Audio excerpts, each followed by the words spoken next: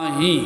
तो कहने का भाव है कि हाथी का पाँव मोटा होता है और हाथी के पद चिन्ह के अंदर सभी जीवों का पद चिन्ह समा जाता है। उसी तरह संत महापुरुषों के जयकार में, भक्ति में सबों का जयकार समा जाता है, किसी के बचता ही नहीं है। इसलिए जरा एक बार हृदय खोल के लगाइए, बोलिए प्रेम से।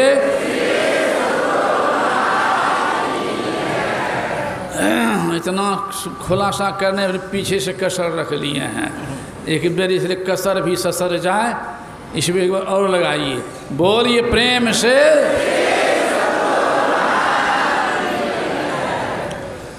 मंगल मूरति सद्गुरु मिलवै सर्वाधार,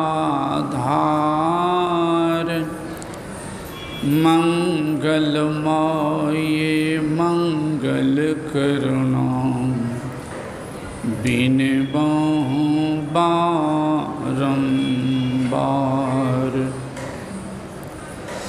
धन्य धन्य सद्गुरु सुखद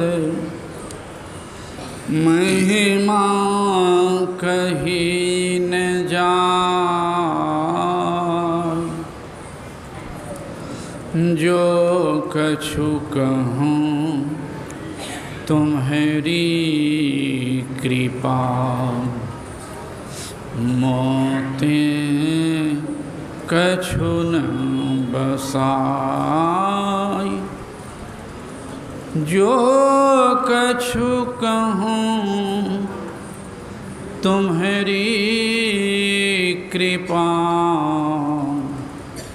मोते कछु न बसाई। बोलिए प्रेम से श्री सद्गुरु।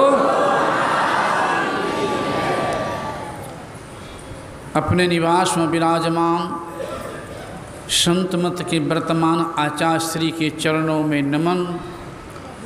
इस पवित्र स्थल पर विराजमान सभी गुरुजनों को मेरा नमन। सम्माननीय साधु समाज, परम आदरणीय धर्म प्रेमी सज्जनों, पूजनीय माताओं एवं भक्तिमती धर्मशीला बहनों, अभी सुन चुके हैं कि राम के गुण थाहने से बाहर है, वो थाहना किसी को संभव नहीं है। अगर कोई था सकता है तो संत का लाल अर्थात संत ही, भगवान ही दूसरे रूप में संत को कहा गया। यूँ तो भगवान अपना से विशेष बता दिए हैं, कभी सुने होंगे, याद आ जाएगी। एक शिवाजी हुए हैं, उनके गुरु का नाम था समर्थ रामदास। शिवाजी एक बहुत बड़ा किला को जीता था, मन में हो गया, हजारों मजदूर काम करते थे, सबका जीविका चल रहा था। शिवाजी के मन में हो गया एक दिन कि अगर मैं इस किला को नहीं जीतते तो इतने का परवश कैसे चलता। उनके अंदर में हुआ है। अब सतगुरु कैसे होते हैं।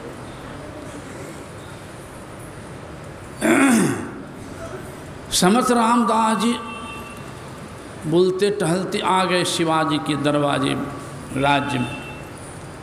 शिवाजी प्रणाम किए, हाथ जोड़ के कहा, गुरुदेव कैसे पदार्पण हो, कृपा करके दर्शन दीजिए। कहा, मेरे मन में हो गया, बहुत दिन से भेंट नहीं हुई, तुम्हारा अथी भी देखूं, किला जो जीता है थोड़ा सा घूर फिर भी लूँ, कहूँ सरकार चला जाए।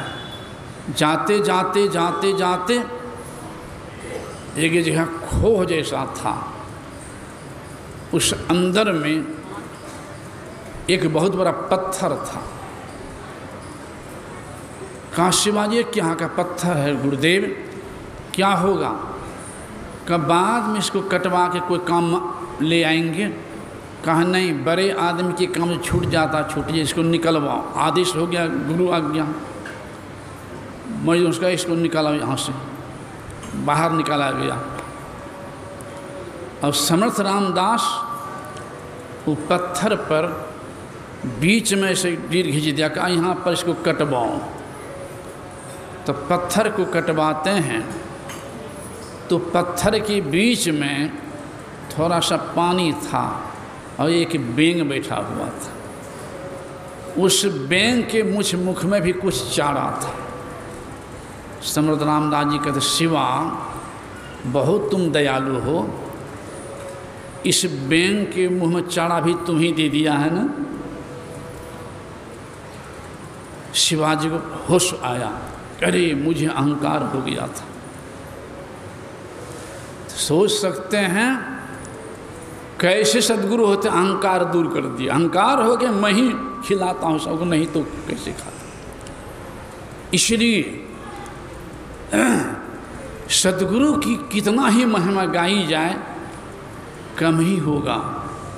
और की बात तो छोड़िए, आराध्य देव की बात ले लीजिए। एक बार बंगाल में, जबकि गुरुदेव बंगला नहीं पढ़े थे, संत देखिए संतत को प्राप्त कर लेते, उसे कोई भाषा बचती ही नहीं थी। प्रवचन क्रम में लोगों ने कहा कि हजूर, यहाँ के लोग हिंदी कम बुझता है, अगर बंगला में कहा जाए तो लोगों को विशेष लाभ होगा। तो गुरुदेव कहा, जबकि महर्षि संशी महाराज बंगला बढ़िया पढ़ते थे, बंगला रामायण में भी पढ़ते थे, रामायण भी, और बंगला में बोलते भी थे। कर दीजिए बंगला में बोलेंगे संशीवी जी। तो पूज्यपाद बाबा हाथ जोड़ लिए, कहते हजूर बंगला में तो बोलता हूँ, लेकिन हर एक विषयों पर मैं बंगला में समझा सकूँ, ध्यान के बारे में, जप के बारे में, ईश्वर के बारे में, प्राप्ति के बारे में, संसार के बारे में, मानव शरीर के बारे में, विशेषता, क्षण भंगुरता इत्यादि सारी बातों को मैं बंगला में समझा सकूं, मेरी समझ की बाहर है। तो गुरुदेव कहते हैं माइक मेरे सामने लाओ। गुरुदेव के सामने माइक आ गया। पूज्य पाद आचार्य श्री के मन में हो गया कि पूज्य पाद संशिवा तो बंगला में बढ़िया बोल लेते हैं, और तब कहते हैं कि हमसे नहीं होगा बंगला में हजूर। और गुरुदेव बचपन से गुरुदेव के साथ में रहा हूँ, सेवा में बचपन से आज तक बंगला में तो बोलते देखा नहीं हूँ। और गुरुदेव कहते हैं न पढ़ते देखा, कहते हैं लाओ मेरे साथ, गुरुदेव क्या कहेंगे बंगला में। और जब गुरुदेव मौज में आ गए तो हर एक विषयों पर बहुत देर तक बंगला में ही बोलते रह गए। जब बासाप आए तो महर्षि महाराज कहते हैं हजूर बचपन में साथ में रहा हूँ, अब बंगला में तो कभी नहीं बोलते देखा हजूर को, एको बेर नहीं, एको शब्द नहीं बंगला में बोलते देखा हूँ। ये हजूर किधर छिपा हुआ था, ये गुरुदेव किधर से आ गया आज कि बंगला में हर एक विषयों पर बोलते रह गए। बात छिपी यहाँ पे। गुरुदेव क्या कहते हैं, कबीर साहब की वाणी नहीं है, त्रिकुटी महल में विद्या सारा, जो साधक त्रिकुटी में प्रवेश कर जाते हैं सारी विद्या पर उसका अधिकार। कबीर साहब एकोक से पढ़े लिखे नहीं थे, अब भैंसा से भी पढ़वा दिया। संत की महिमा जब ब्रह्मा विष्णु महेश भी नहीं कर सकता है उनकी महिमा, तो हमारे से तुच्छ व्यक्ति क्या कह पाएगा। इसलिए सतगुरु की महिमा अनंत। वो सतगुरु कहीं जाते नहीं हैं, शरीर त्यागते हैं और हर जगह रहते हैं, उसे कहीं खाली नहीं। और जो कहते मेरे मन की बात गुरुदेव नहीं जान, मैं जो कर रहा हूँ गुरुदेव नहीं जान रहे हैं, अभी गुरुदेव नहीं हैं, वो अंधा ही नहीं महाअंधा, महाअंधा। इसलिए सतगुरु की महिमा अनंत अनंत किया उपकार, लोचन अनंत उघारिया अनंत दिखावन हार। तीन लोक नौ खंड में गुरु ते बरा न कोई, करता करे न कर सके, गुरु करे सो होय।